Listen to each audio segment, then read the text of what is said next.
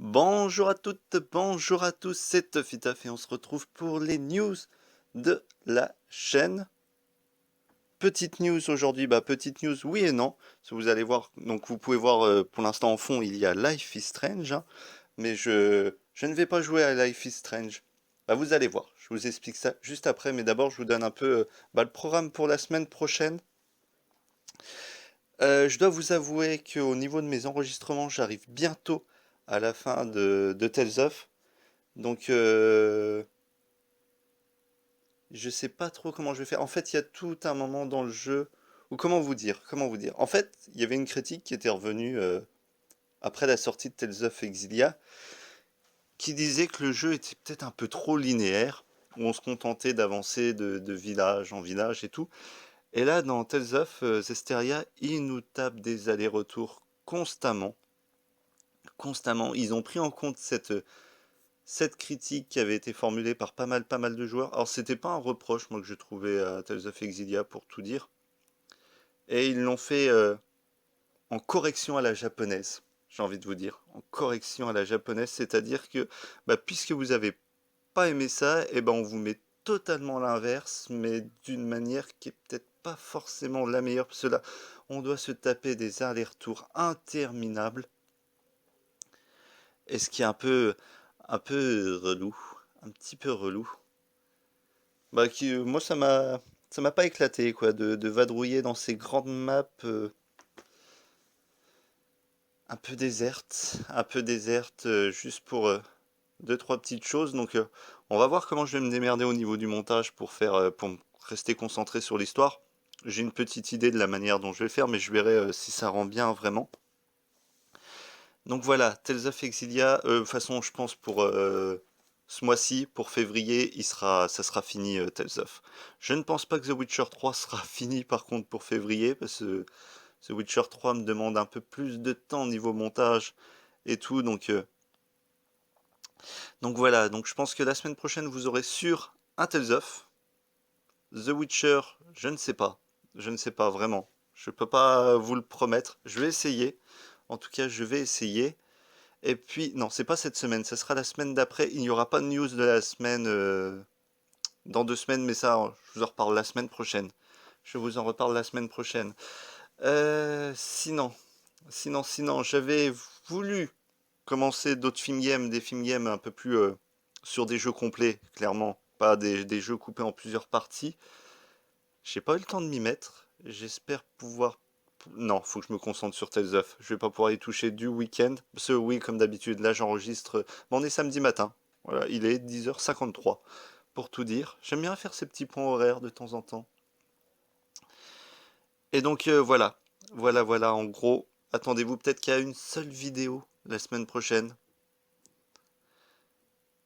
Une seule vidéo. Sinon, oui, je voulais donc vous mettre un peu de Life is Strange. Alors, comme vous le savez, hein, ça avait été un de mes coups de cœur vraiment de l'année dernière. C'est un jeu que vous avez aussi été très nombreux à l'apprécier. C'est pour ça, dernièrement, il y a eu un petit truc en fait que les petits gars de chez Dontnod ont mis dedans, gratuitement à télécharger, qui étaient des commentaires de réalisateurs comme on peut trouver dans... Bon, en fait, c'est des bonus là. Clairement, c'est de la vidéo. Donc, je vais vous mettre ça aujourd'hui pour ceux qui n'ont pas pu les voir, ceux qui n'ont pas le jeu et tout, qui avaient suivi et qui avaient vraiment bien apprécié. Donc, déjà, je vous en remercie. Et donc voilà, je voulais vous mettre ça aujourd'hui, changer un peu. On va pas me voir jouer, mais on va suivre ces commentaires audio. Je vais me taire, hein, je vais les laisser parler. Et puis, euh, et puis voilà. Moi, en tout cas, je vous retrouve donc la semaine prochaine pour pour des petites news. Et puis, bon, on verra. On verra déjà si j'ai réussi à finir Tales of, mais j'espère vraiment que la semaine prochaine, il sera complètement terminé au niveau des enregistrements. Et le montage, j'espère que ça aura pris de l'avance. Bref, allez, je vous quitte là-dessus, je vous dis à très bientôt. Allez, ciao à tous. Bye bye.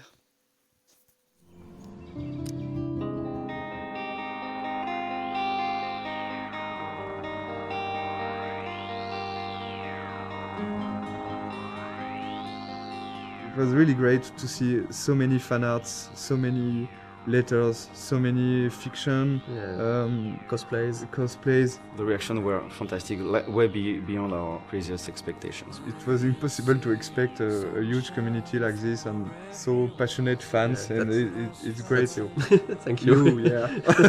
We started the project by making the game we wanted to make for ourselves, but at the end it's really making a game for the players, because that's what's important.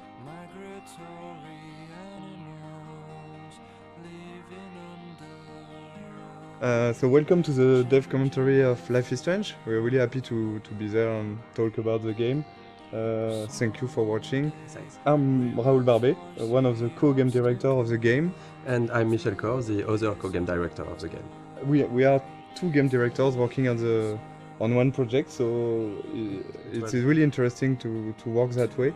It can be hard sometimes, but I think it's a really interesting creative process, because we can challenge each other on a lot of aspects and find always the better solution for what's best for the game. If only Michel or Raoul was directing the game would have been really different.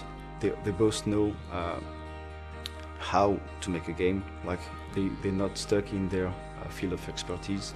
They know a lot of things about each department, and they had this direct contact with the teams. I'm more from the audiovisual and movie scene, so I was in charge of all the cameras with the camera team. I work a lot with the sound design team also, with the music.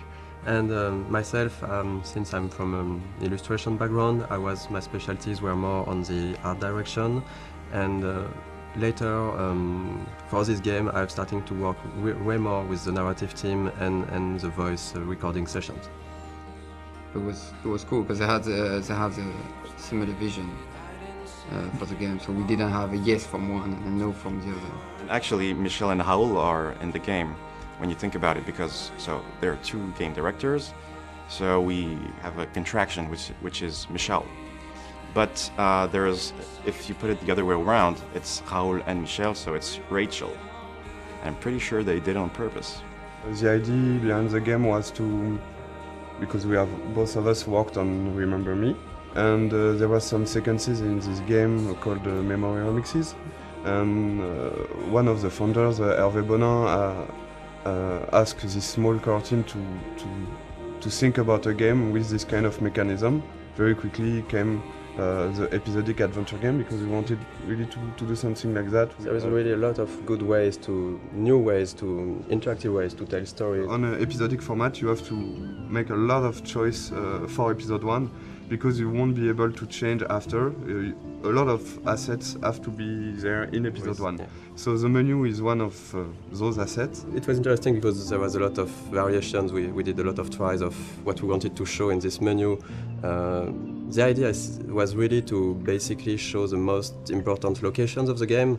So we can see the Blackwell Academy on the top right, we can see the lighthouse, we can see the town of Arcadia Bay. We were really trying to give a sense of location and just showing like the game world with the menu. We really wanted to make the player feel that all areas are connected, and the menu is a great way to do that. One of the main importance for us for the game was to have a peaceful game with this sense of you can take your time, and we wanted to reflect that from the menu, so we worked on those small wind effects and the leaves that are going around and the nice and soft music. It was just when you start the game you should feel quite at peace and comfortable.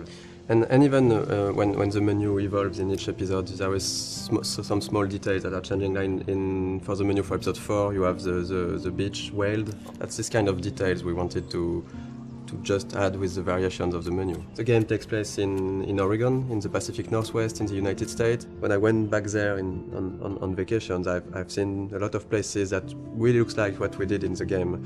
So I guess it was a really big job of references to be sure that everything was correct, but it's also something that's really exciting about making a game, that you have to look at everything and to reproduce reality, and with of course our own lens and stylizations, but we really wanted this to feel like being in Oregon. Sometimes people ask us if we choose to have a game in the United States for marketing, for selling the game. We knew that we were fans of like TV shows like Twin Peaks or X-Files. They have those trees and the Pacific Northwest feeling. I think they are a great example of a small community thinking that everybody know each other and everybody is happy, but when you put something inside this community, it could be something supernatural. You discover a lot more.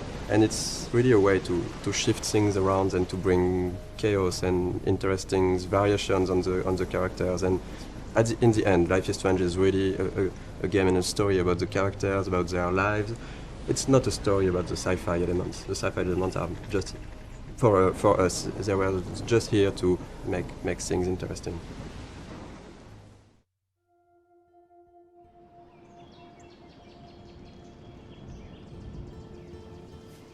Okay, so let's play the game and... Yeah, let's play Life is Strange. So this is the very beginning of the game. I think this is one of the very difficult sequences of the beginning of the production, because this is the first time the player will see what the game looks like and will be inside the story. So we got a lot of discussion about this one and a lot of discussion about the shots, how we are going to present Max's character. The important, as this is a video game, is the player to know where he has to go and the objective of each scene. This scene is a link to the end of the game, of course, and it's also to close the loop and begin with this scene. And when you know the end of the game was something we really wanted to have, so we can see all the FX, and we've got one FX artist, very talented, Thomas. Here you can see a lot of his work, all the particles, the tornado. We took a lot of time to work on this tornado, because when you're working on an episodic game, it's important to still hook the player from episode 1. So that's the kind of discussion we had about the rhythm, to when should we put something that has a bit more impact and that feels something that shows the player that there is something bigger. So this introduction was a bit like that. We wanted in Life is Strange the player to always know what Max is knowing and to just be with her. At this moment, Max doesn't know where she is and the player doesn't know it either.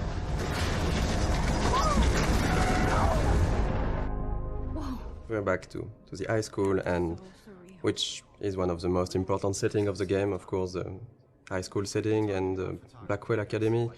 High school is something where the player will feel comfortable because he knows it, but the transition from the cliff to there is the twist of having something really different, and that should hook the player to say, oh, it's not just a teen story, there is more to it. And then, of course, we can go much over than that and twist it and change the characters. But it was an interesting starting point creatively. This kind of introduction is really important, because in one sequence with some shots you have to discover all the different characters, the main ones. So we will see, of course, Jefferson, Kate and Victoria. And it was quite hard to decide between not showing too much, to not break the idea of the game, to not be too big compared to what the game would be after. There is a lot of themes of big ideas on the game, and of course photography is one of it, because photography is still a way to look back to the past. It's linked to the theme of rewind and time manipulation and nostalgia, and that's one of the reasons why Max came back to Arcadia Bay to attend this photography class. I think for the player to be like Max back in this town when she don't know everyone, but you've got to respect the schedule. It's really, as a player, something great to discover. Also, the lighting was really important in this scene to break the cliff ambience by this sunny atmosphere and all this light coming from the windows. And maybe we decided to have a private high school rather than just a regular high school, of course for the photography course, but it was also to be able to have less students, because we wanted the story to be a bit more intimate. We didn't want it to be like this huge high school with so many students. Based on what the player is doing, you can really learn more about them and see that they're actually not just the stereotype and the archetype you would think they are. This is doing. still a perfect example of how episodic is hard, because if you look closely at this poster, there is a mistake on it. It says that the exhibition takes place in the De Jong Museum of Art, when actually it's not that in episode 5, it's the Zeitgeist Gallery. We have a really great community, so thank you guys. And people found out this mistake, and yes, it is a mistake. It's when in episode 5 we found out that we couldn't be a museum, it was too big, so it has to be an art gallery, so we changed the name, and yes, there is a mistake like this in episode 1. How cute I looked yet. I was about to. Welcome to the real world. We really wanted to have this feeling of being part of a whole high school. So it means a lot of people, it means bullying, it means difficulties when you're a teenager in this kind of world. And showing the different cliques and different kind of teenager. I think a lot of players love this introduction. The use of music here is really important. Is as Max feels insecure in this atmosphere, we wanted her to isolate, and the music is a great way of isolate yourself when you just want to be on your own. And so since the beginning of the game, we were working with licensed tracks, licensed music. We test when we testing and prototype some scenes. We put some licensed tracks from artists we love, and Scene Matters was one of them. And when we asked Jonathan Morali, who is the lead of Scene Matters, if it's possible to use his music, he's a gamer, so it was really happy to have this new experience, and for us it's just incredible to work with him. And this kind of editing is really difficult to do, because you have to choose the important moment in a song and to choose the right images. Because our writer Jean-Luc has written many scenes built around music. The edit is based on the music. It's not the other way. The music is really important in the game. It explains a lot about the characters, because the choice of the music, the choice of the artist means a lot. For example, Chloe won't listen to the same artist as Max. For the anecdote, for this guitar part, we asked the lead singer of Scene Matters to take his guitar and to play on top of Gonzalez's song in a clumsy way, to be sure that it would be like Max playing guitar.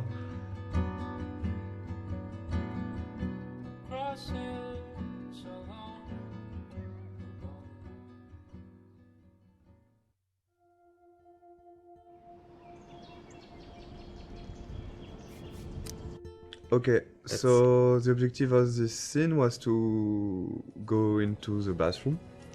I think you can hear the great sound work. Sebastian, the audio lead, has worked a lot on this kind of effects. When you take out your earplug, you can hear more the ambience. And this kind of art is done by our main concept artist. We got like 4 concept artists working on the game, with Edouard who has made a lot of artwork. He was the one concept artist. So basically in the beginning we do a lot of documentation, like we do a lot of research. From all those pictures we can find on the internet, every room, every character needs to tell you a story, who they are, what they do. And just for following the scene, even for the mood, when it's still the rhythm of the game. So we wanted this scene in the bathroom to have a really cold and harsher and more contrasty lighting, to be different from the soft and warm lighting from the art class before. Seeing this scene, there was here one of the mistakes we have done with the game. For example, when Max is tearing apart the Polaroid. In fact, I don't know if you have tried to tear apart a Polaroid, but it's quite impossible. Yeah, you can. We tried it. You can't do it. It's too strong. It's plastic, and it's impossible to tear it like she does. But of course, there is a lot of symbolic behind this, and so we decided to keep it, even if it's non-realistic. Maybe it's a bad Polaroid quality, and we can do it. So you can see the butterfly coming in from the window. There's a lot of symbol behind this. The butterfly, of course, with all the butterfly effect thing, and the fact that Chloe has got some butterflies on her tattoo, and this- the color of her hair based on the this color of the is butterfly.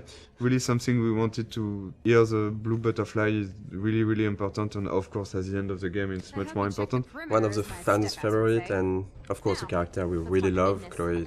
She's one of the most important characters because at the end the choice is about her. It was really important to create this character the best way possible, so the player would learn to care more and more about her. But we really wanted her to be not that nice at the beginning, so when she's evolving during the different episodes, and she's getting nicer to Max, people would care even more about her because she changed, and she likes the fact that she changed. If she was the nicest person from the beginning, it wouldn't be, I think, as effective that her going forward and changing toward Max. Sometimes some players hated Chloe during the first episode, and I think it's not a bad thing because you can dislike a lot of things about her personality. And after in episode 3, and of course at the beginning of episode 4, there is really something more to this character, and I think it's like having in real life with a friend. There is always some things you don't like. The relation between Max and Chloe talk about that, and I think it's really interesting to see how the player will learn to like more and more Chloe. And I think it was one of the biggest challenge of the writing process because we have 5 episodes, we have a limited amount of time, and we need to find the good beats and the good pacing to make those characters evolve. It's a really intimate story, and it's mostly just centered on just emotional moments. All of the major choices that you make in the game are emotional. The heart of it is the relationship between Max and Chloe. It gets really dark, and things get really hard for Chloe and really emotional. In the game, one of our goals was also to be able to talk about real-life issues, about some social themes and difficult themes that can be experienced in real life. I mean, it's different to other games where there are bigger issues like situation of life or death or war or stuff like that. And in this game, we wanted really to focus on more human issues on a smaller level. The mood of the game and the themes of the game. It's the themes that we tackle in the game are not something that you see often in other games. We try to be mature about it. We try not to force it onto players, and we try not to be too brutal about it. We have issues like domestic violence, family issues. So talk about drugs, alcoholism, depression. It's part of a reality, and I think it was really important for us to not avoid that. And I think it's a great video game is also a great media to talk about that, because as a player you will be involved maybe more than just looking at a movie or reading a book. You will be really part and actor of this experience. We were not sure that Square Enix, the publisher, would approve all the themes, the intense scenes we have, and how we deal with them. And really early in the discussions, we were relieved to see that they didn't want to change anything. They just wanted to make sure that we deal properly with the scenes or themes, and this is exactly what were our intentions. So it's again a key scene for episode 1. It's the first time you see Nathan and Chloe. First scene with the character is really, really important. We got a lot of information to give to the player. And we needed to show that Nathan was quite a troubled child, a teenager, I mean. So this is him talking to himself at the beginning. We had to fine-tune and to find the good words to use. Then we see Chloe for the first time. We have to show what's her character, so she's direct and a bit pushy to Nathan. We need still to understand what's happening. So they're talking about money, about drugs. We had to find the right hints to give to explain things. So we don't want to lose the player.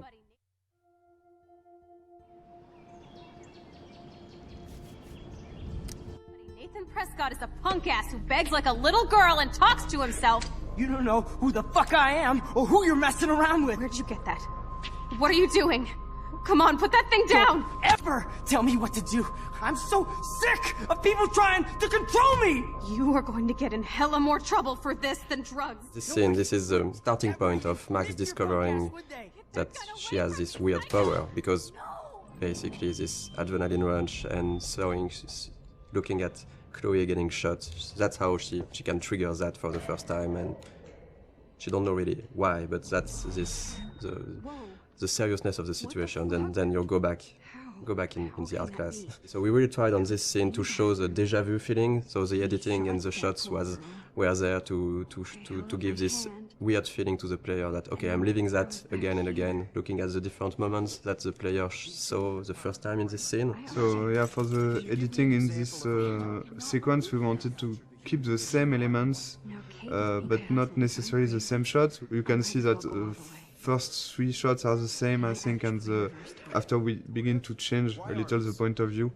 so you understand that there are the same events going on, but just seeing from a different point of view. And I think, to be perfectly honest, we don't have a good explanation for why she's going back to the art class, because we needed it. I've got one, but I will never tell you. I don't think it's a mistake, and because we also needed to explain to the player, so the player can learn how things are working, and it's quite hard to do. So we took this freedom to have Max go back to the art class, which, even if it's a bit contradictory with how her power works after that. We are using this to explore more of Max's personality, of the characters, and because that's the way we created the character. Max, as we've seen that with what she's thinking. She has a lot of insecurity. She has issues to go forward in her life, to take decisions, and now she has this ability to not going forward, but going even backward. So it's an interesting storytelling device to question with her character and with the player, of course, to question choice and consequences, to question fate, to question really interesting issues. I think Max would never have changed as much as here in our story without this power and without this sci-fi element. So it puts the player in a very interesting position, because she will ask himself why he's doing some interaction. He can undo the interaction and try something else, but also Max, by doing this, will ask herself, am I doing the right decision?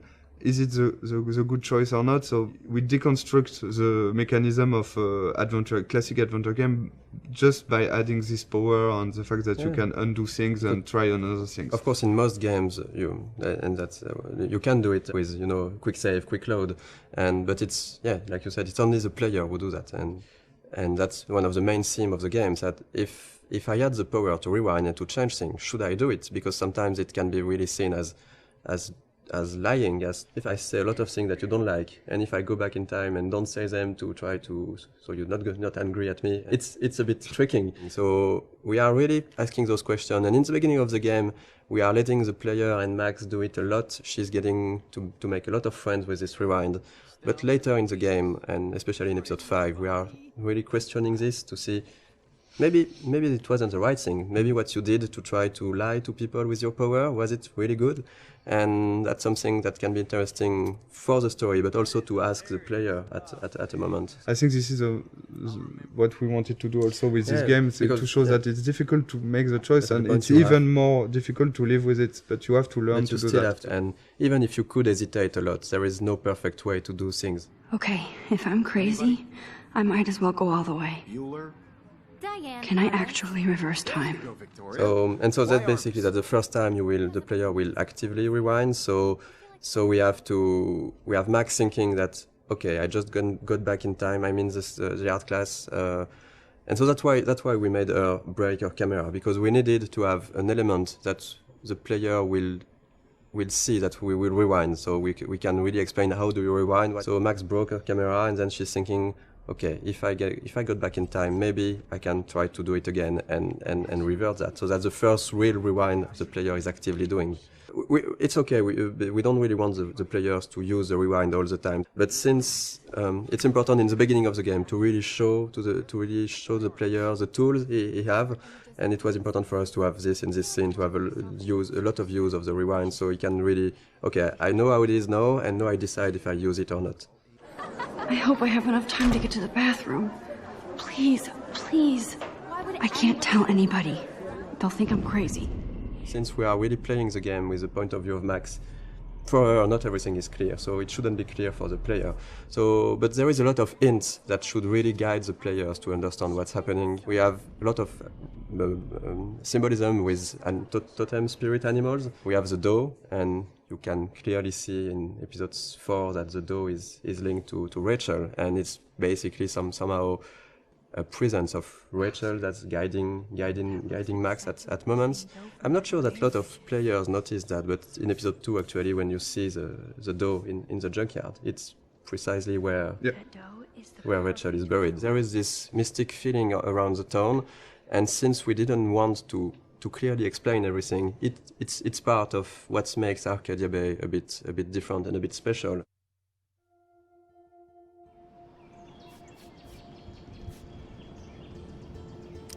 So yeah, we're going to play a bit of the junkyard scene. Yes, so it's we love the junkyard scene because a lot of different elements, but the first one I think is the environment. I think the environment artists have made something incredible here. For Life is Strange, we really wanted to have a stylized rendering. We didn't want it to be realistic or. So every texture has been hand painted to give this impressionistic feeling. And I think in the junkyard it's really interesting because there is so many details that's where this kind of simpler texture are working well. Because if this scene was overly detailed with cracks in the rust and everything, it would become really noisy to look at. We did a lot of work on the lighting effects and the atmosphere, so it was really important for us to capture this morning feeling with very, very cold colors in the fog, but a slightly warm sun that just bring some soft and warm feeling to the scene. This scene is also a good example of what we want to do in terms of environmental storytelling. We've got a lot of different objects who are there and who has their own story. And Okay, let's do this. Can you find 5 bottles while I prep the shooting range? Beer and guns? Nice combo. You can handle it.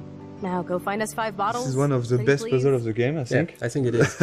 I think it's mostly the final bottle that was really hard to find, and we did a mistake on it because it was maybe too well hidden. Our goal for this was just to allow the player, to push the player to visit the place while looking for those bottles, because there is a lot of interesting things to discover. Basically, the junkyard is where Chloe brought Max to try her power, but it's also where Chloe and Rachel were hanging out together before Rachel disappeared.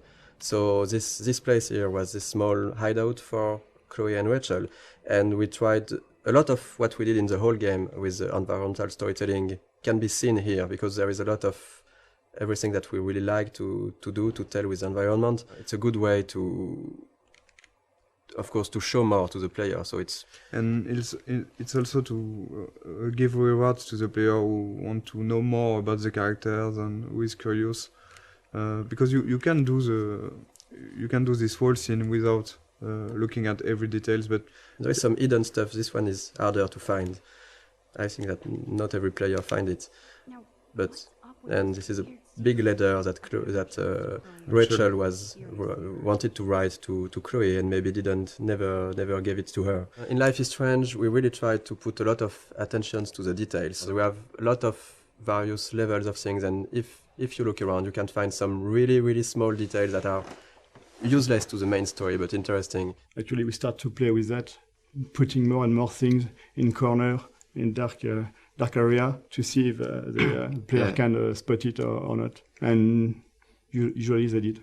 There's a noticed things that we thought they could not notice, like on a shirt, we have letters that when you put in the right order, it says no fucks given, and they noticed. I don't know about this. Are you afraid of getting in trouble? Oh, boo-hoo, Max is afraid. I know you can handle this, and I'm here to guide you. Make me proud, sister.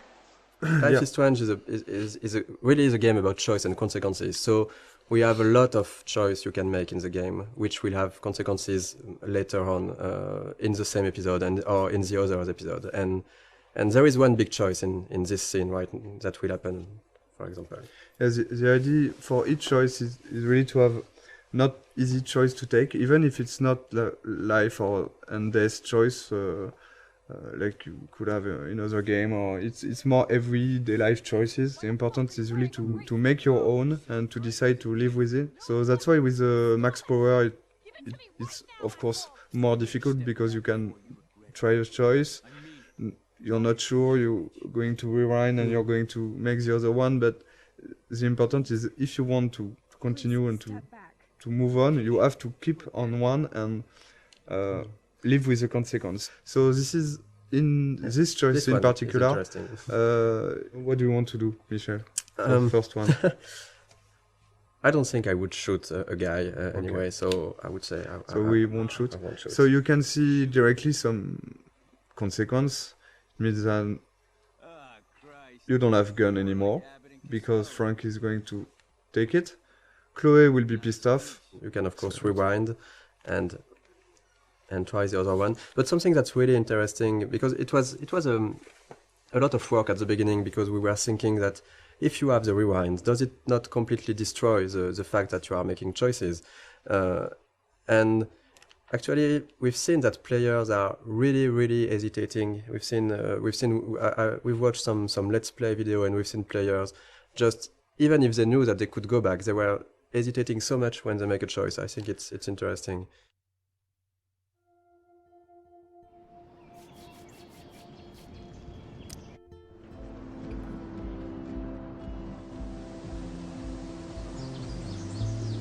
Here will be out of the campus for the first time for the player.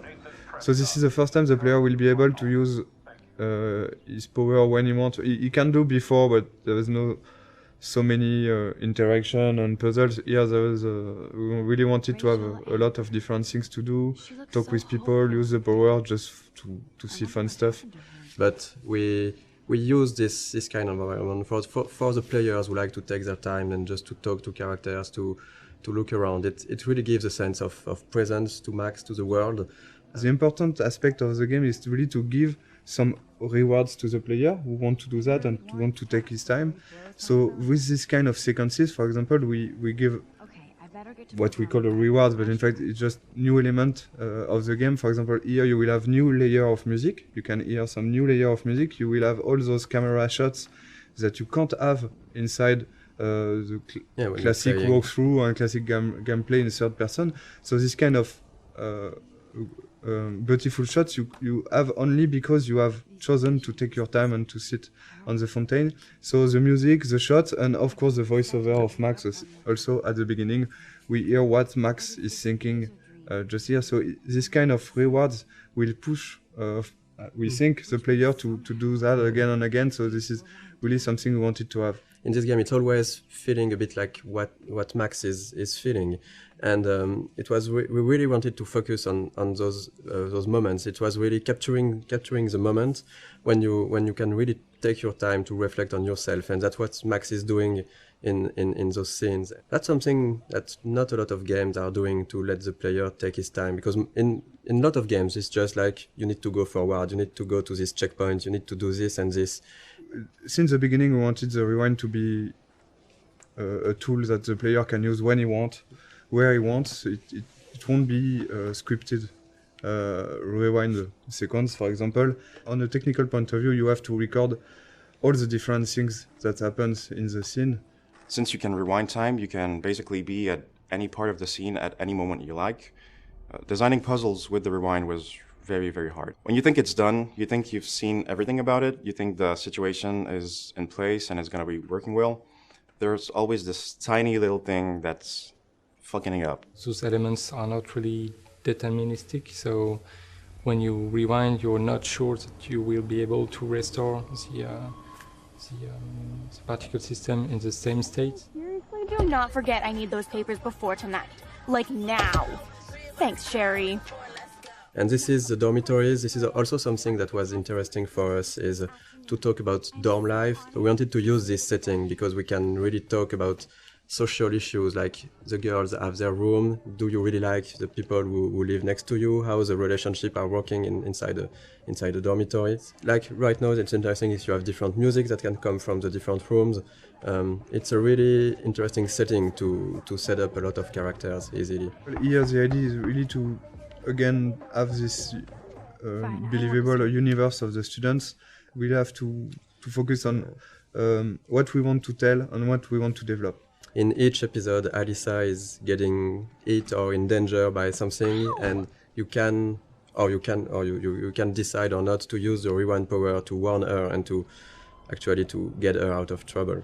And again, I think it's links to also the Kate story and this kind of stuff. It's not just here to have fun. It's also to talk about those difficulties you can have when you could be someone like Alyssa and having these kind of problems.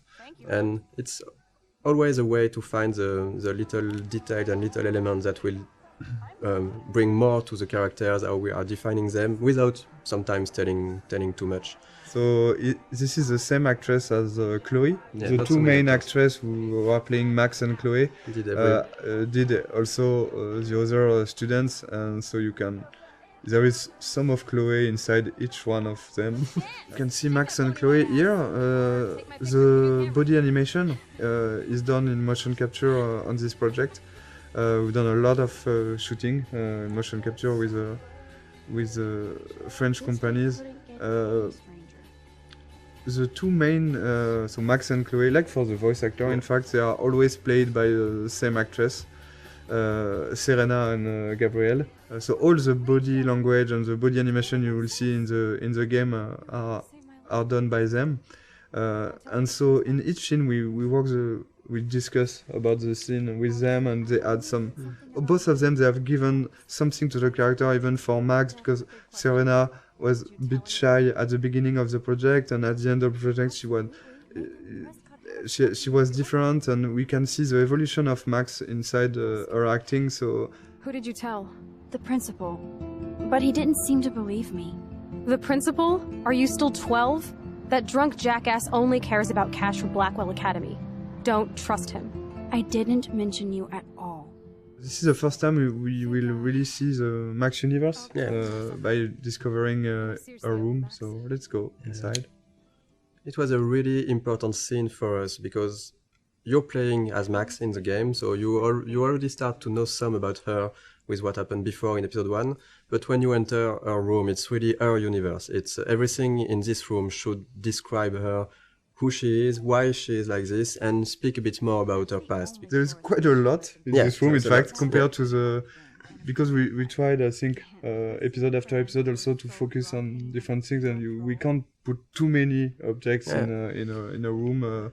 If you want to play a character for 5 episodes, you need to invest in this character, and all those kind of details and were really important to make a connection between the player and Max, to learn a bit more about what she experienced before, and maybe also why she is how she is right now. Something we really wanted to have with Max's room is also to have a great contrast between Max and Chloe.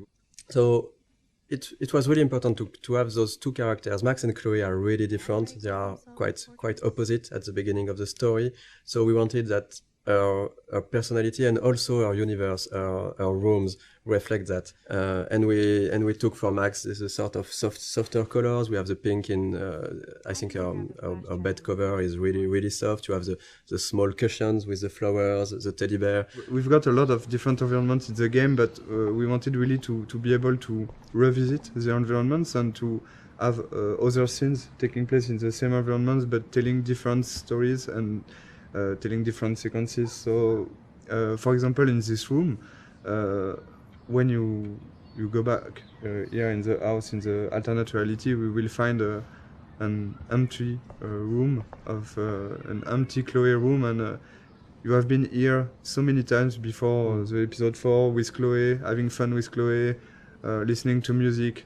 Going back here without anything, you will directly see what you've lost and what this another reality means for Chloe and for you. Max, try to find the light for the pool. I want to see the sharks. Otters don't like sharks. They'd bite. So do I. Hit that We've light. done the same with the swimming pool, for example. We've got a great scene in the swimming pool between Max and Chloe when they are alone during the night, and after you got this huge vortex party, which is a really different atmosphere. So this is kind of... On the production point of view, it's basically a brand new environment, but it's still in the same place and with a lot of similarities. So it's really important to show. It was important for us to show the changes that Max can create with her power and the changes to the characters and to the world.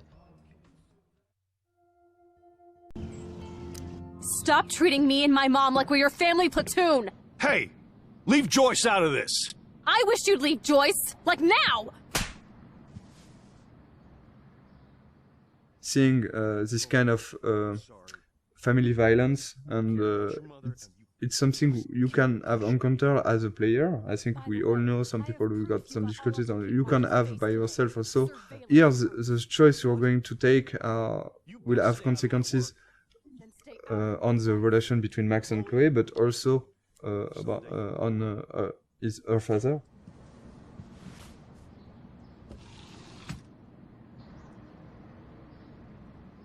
Hey, you okay? Welcome to the real step-douches of Arcadia Bay. I'm sorry. For what? He would have been a bigger dick if he caught you in here. David could seem very archetypal. Yes, and again, one dimension at the beginning, but then we are making episode after episode, you can see that maybe he's very he's got his own reason to be like this. And I think not at any moment we are justifying the fact that he could hit Chloe or be how it is, but just showing a perspective that not everything is black or white. So we did a lot of research to be sure that we were dealing with those themes in a good way. Too much gamifying this, we could really maybe hurt some people. And if we are talking about issues those people have had and not making it right, it could be worse, and it couldn't be the opposite of what we wanted to do at first. So here is a Kate character that you have met in the first episode, but not so much. And the episode 2 is really focused on Kate and Kate's story and Kate's difficulties. So, but this scene is a good way again to how we try to advance the story about Kate, but also try to show more of the other characters, Victoria and Taylor. So we are continuing of what was shown about Victoria in episode 1, like of course that she's really a mean person, that she's harassing Kate because she makes fun of her. And so this kind of scene, yes, is we are really trying to advance the story, bring out more of the characters, and of course there is great cameras on it. All over my face. Max Selfie thought she was a badass taking that picture. We wanted really to talk about all the cyberbullying, the fact that it's quite difficult for a teenager nowadays to be connected as everyone is now. I think everyone has got a phone, is connected always. We are using the text message a lot, and we are making fun with that. So we are really thinking about both sides of the social media. On the other hand, you've got this dark aspect of internet, which could be really difficult to live. I think a lot of players could recognize some of them inside Kate, and we've received a lot of letters from players who say that helped us also to realize what they've been through. Yeah, we wanted to have this scene since the beginning. We are quite happy that we managed to keep it, and work with Square Enix was great for that. We managed to keep a lot of difficult scenes like this one. It's not only about talking about those themes, it's also to be sure that it's anchored inside our story. And here, of course, this experience and the Kate story will push Max to think about her power, to think about the consequences, to think about the relation with other characters. That's actually the one time in the game where Max's power fails her. So when you arrive on the roof, you are really by yourself. You have to talk Kate out of jumping, and this was also the second part of what we wanted to do with this theme, is to show that if you care to the people you like, you can help them, and that's basically what Max has to do at this moment, is really to care about Kate, to to show her that she knows her, that she's her friend, and to really take out of jumping. I think that something that was interesting on writing all these scenes and is even in episode 1, you know, Kate was written as again somehow as some type of archetype. She's a bit religious. She's for abstinence. She has this basically pro-life ideas. So maybe some of the players could think that she's boring character, but the way we evolved her and write her in the other episode, we really wanted to show that even if you go past the first appearance of someone, that's something that you might feel not interesting or different to you, you can find really good things and interesting things in each person. And I was really happy the way that the community reacted to Kate as a character. We didn't want to gamify this kind of scene. We still have to have rules for how the things, even if it needs to be really in the background and for the player to not to see those rules. But in the end, we still need to create the scene with the scripting and a way to make it work. So it was really hard to find the good balance to make it feel the more transparent as possible for the player and just find the good way to have the feeling that it's really a dialogue between Max and Kate. And it was a really hard one to write. There is a lot of branches, there's a lot of variations, and I think even in the voice recording it took a really long time. Yeah. It was one full session just for Hannah and Diane, who plays Kate. It was really important for us to keep this going after in the other episode, and not just okay, we have done the scene and so no, we go to the following of the game. I'm going to be here for another day until my family comes out to visit. How are they treating you? Like they need to protect me forever. They're so upset, and I know they feel guilty even though they didn't do anything. I was surprised how many we wanted from to talk about this theme of euthanasia, but to find a way to talk about it that would be respectful for any sort of position. Because yeah, it was really important to not try to say this is right, this is wrong, and to let the player really see how he wants to play this scene at this moment based on what he felt for the situations, for Chloe, for her parents and everything. And that was that was not easy to find this balance when doing that. And again, it's because it's interactive and it's a video game that this scene is so strong. I think if you just see a scene and just okay, this is the director point of view and that's it, I accept it or not. But here it will be your choice. You really have to take your time and think about it before making your choice. So and we've seen all kind of reactions. We've seen players who immediately say, no, I can't do it. Or other player who immediately accept what Chloe is asking. Of course, it's Chloe, I'm accepting. And a lot of others were hesitating for 5-10 minutes or so. And I think that we've been, I like that we did that, but we've been a bit mean to the player because we give them a third choice of maybe I cannot take any choice on this, but then you have still to take a choice. Yeah. But I think it was strong because it was, what we wanted to do with that is to show that at a point you have to take responsibility for your actions and decide something. You cannot get an easy way out.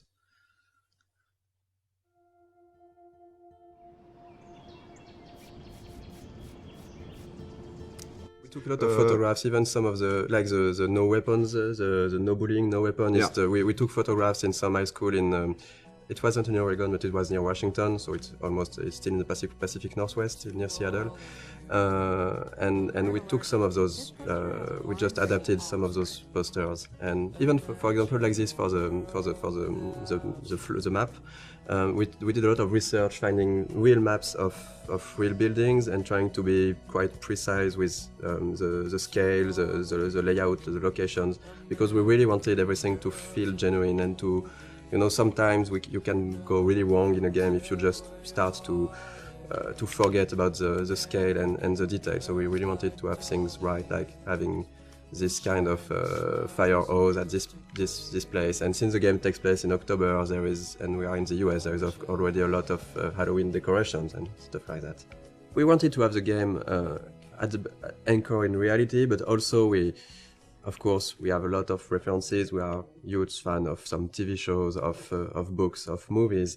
And I think that in Life is Strange, the setting was really good to to have a lot of those Easter eggs that will speak to the players and put the game into a pop culture reality. So there is a lot of stuff that is scattered around the game. If you look at every license plate in the game, you'll see that the letters, they are meaning some. In episode 1 is titles of TV shows that somehow we liked or that were somehow inspiration in some part for the game.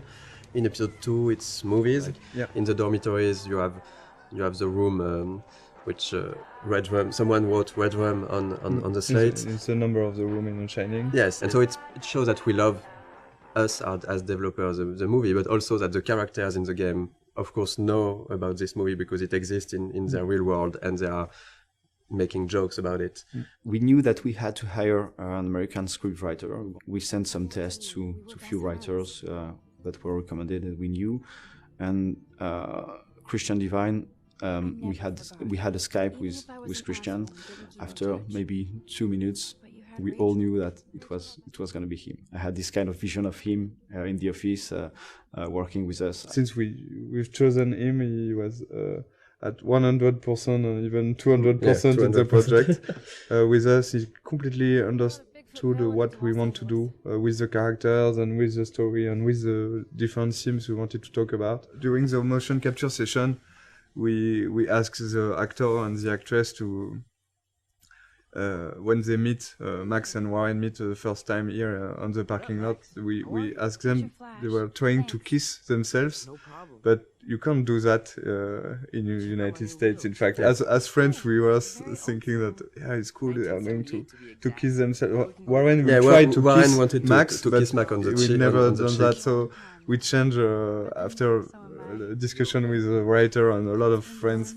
We say, okay, we should switch to a hug. So we changed the animation to have just Warren try to hug Max and not kiss her. And this is a kind of mistake we can do as French people. So we have to be very careful about that. And it was really good because in France you can. In say France, hello by kissing a girl like this, by just having a peek on the cheek, and not in the US. And this is the kind of stuff where having an American writer was really needed. We made some other mistakes, like on this parking at the beginning we had the parking spots which were really small, and Christian said to us that this is not American parking spots. In the US you have large parking spots because we have big cars, so we changed that. And we did that for various things, like sometimes a sign were not at the right position or something that was not perfectly true to reality. So, Chloe's house. This is the very, very first scene we've made for the game. So this is really the scene that we have modified a lot to create Life is Strange. This is also the scene with which we sold the game to Square Enix. That's the scene we showed to publisher. The first time I tried the game, it was the Chloe's room, a really early prototype, and it felt fantastic to play it. I was literally smiling while playing it because the scene was working really great already. Even though the environment, the characters were not final, it was really really good to play. And we decided to use this scene because every mechanism is here, but there's also a scene that shows really what Life is Strange is, because it's a story about those two girls trying to reconnect. We had the two main characters. We had strong issues with what happened with David later. So we have the environmental storytelling when you're visiting a different part of the house. We have Zen sequence. It had the feeling that we really wanted to push for the game. This slow-paced, nostalgic feeling. I think that this scene is really a really good one to show that in episode 1.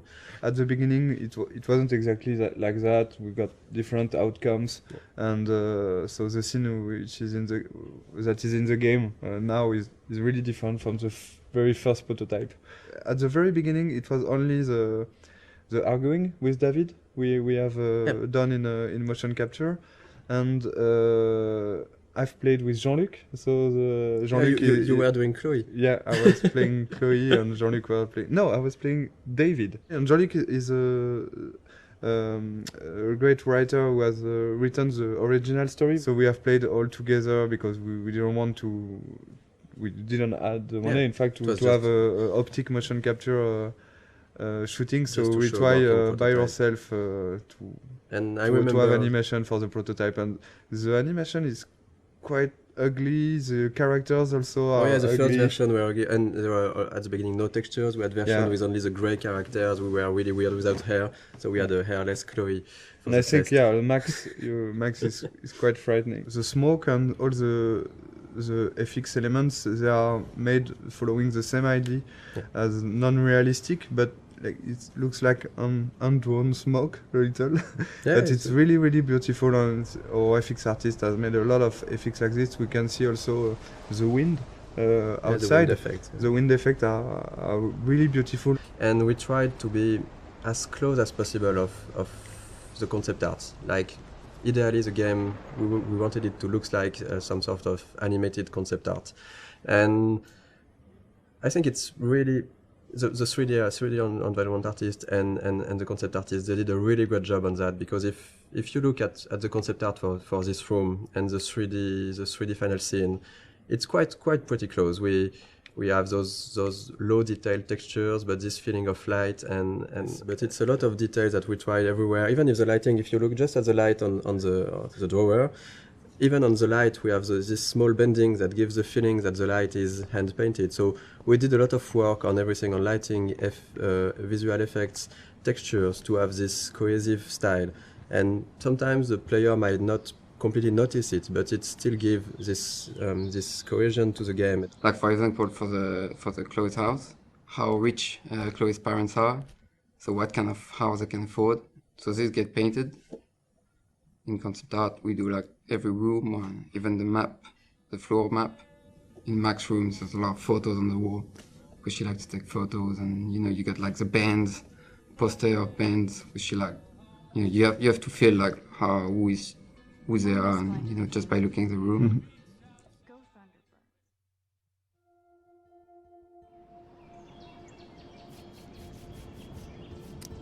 One of the most challenging part of working on the game with an episodic format was to create those two characters in a way that would really appeal to the player. So when you arrive to this final choice at the end of episode 5, if you wanted this final choice to work, we really needed the player to grow to love Chloe, to really get attached to Chloe. So two of the biggest challenge was, of course, the writing and the voice acting to make that happen. Of course, the story was written as a whole since the beginning, so we couldn't change massive stuff, but small details could be added, a line of dialogue for a character, or episode 3 when you visit Kate in the hospital, and it wasn't supposed to be here, but we've seen how people loved Kate, and we realized how much it was important to have a scene like this one. It's a way of finding the voice of the character. So sometimes you just need to think about expressions or words that one character will use and the other won't use it, and that's how you grow to like those characters. Because when in episode 3 or 4, Chloe at a moment uses the word Hela, the players were waiting sometimes for it, and they recognize that, okay, it's Chloe because she's using that. So we're working with Blind Light in Los Angeles, and they sent us a lot of different voices to listen to them, and we have to decide. So we decided with Michel, Sebastian, and the producer, and Square, which one we want. So it was quite difficult. For example, for Max, we've got like 40, I think. Yes, I guess we got 40 voices. Different castings. For Chloe, it was 30, I think, something like that. Most of the time, we were quite sure and quite agreeing on the actor. It was really, really hard for Max, because it's always on our mind, like, are we really sure that we are doing the good choice? Because it's so important.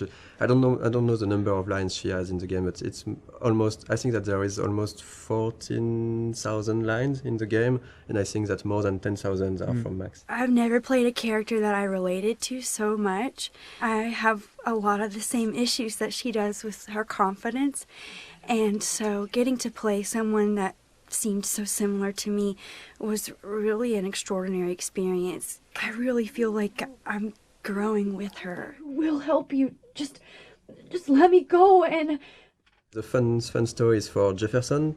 The guy we choose is Derek Phillips, and after we choose him, I discovered that he was Derek Phillips, and he's actually playing one of the main recurring character in the show Friday Night Lights, which is one of my favorite TV shows. Well, this has just been really fun for me, especially coming from the standpoint where, you know, when I auditioned for the role, I wasn't sure if Jefferson was going to be the bad guy in this. So, you know, you just kind of came in and we would do our voiceover sessions, and he was just a cool teacher. So it was kind of neat to find out about this twist. I mean, I'd kind of heard that might happen, but I didn't know for sure if it would. So it was really, really fun to play with that. So we are really proud and happy to have Anna and Ashley for Max and Chloe. All the voice talents we've worked with were really involved. They've given something unique to those characters, and that's why it has worked also. It's because there is a part of their soul inside their character. For Hannah, for Max, one of the hardest parts is that there is so many lines of inner voices. So it was really important for Hannah to give something great for those, and I think it was quite the case. And for Ashley, one of the really hard part is that there is and for Hannah too, there is a lot of really emotional scenes. I really wanted to sell the moments, and I was putting, you know, pressure on myself to make you know, certain moments, like with Rachel, lots of the moments that happen in episode 4. I really wanted them to feel real. And I'm constantly on this roller coaster, so I had to figure out how to harness those feelings so that I could use them to illustrate what Max is going through. I remember during the voice recording session, for example, for the scene where they are discovering Rachel's body, it was really hard, even just for myself, to listen to the scene, and they told me after that they were, both of them were really crying when they were recording this scene. We knew already how we wanted to end each episode, but after we take a lot of time to discuss about how and to think about the editing and the framing, the layout of each scene. The endings of each episode. That was something really important, of course, because it's an episodic game, so the ending is crucial if we want, of course, the player to enjoy the episode and to want to come back for the next episode. So I think we looked a lot at also what can be done in TV series, because with the episodic format we were kind of the same way. At the end of an episode, you want either to bring back some element of the story, so in order to hook the player, or we can use a cliffhanger. And I think that we did both of that, depending on the episode. And right now this is the ending for episode 2. Yeah, the episode 1 and episode 2 endings are not the same, but it's the idea behind was really to show all the characters of the games, all the main characters, and showing that there is maybe something more going on.